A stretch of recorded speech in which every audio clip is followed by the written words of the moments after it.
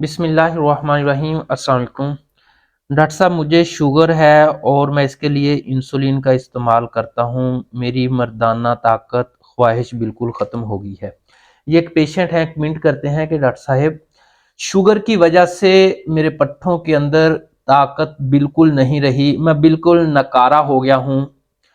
तो अगर, क्योंकि हम होम्योपैथिक में जब मेडिसिन को लिखते हैं तो इसमें पेशेंट की अलामत के ऊपर लिखते हैं। इसमें क्या है, जब मरीज ये कहता है कि डॉक्टर साहब शुगर की वजह से मुझे ख्वाहिश यानी कि सेक्सुअल डिजायर्स डाइमिंश्ड, अगर पेशेंट ये कहता है कि मुझे ख्वाहिश ही नहीं है, तो इसमें एक ऐसी होम्योपैथिक बड़ी कमाल की मेडिसिन है जो शुगर के मरीजों के लिए इतनी लाजवाब है, वल्ला इतनी लाजवाब। मैं अपने क्लिनिक पे पहले भी बहुत ज्यादा इस्तेमाल करता हूँ शुगर के मरीजों में।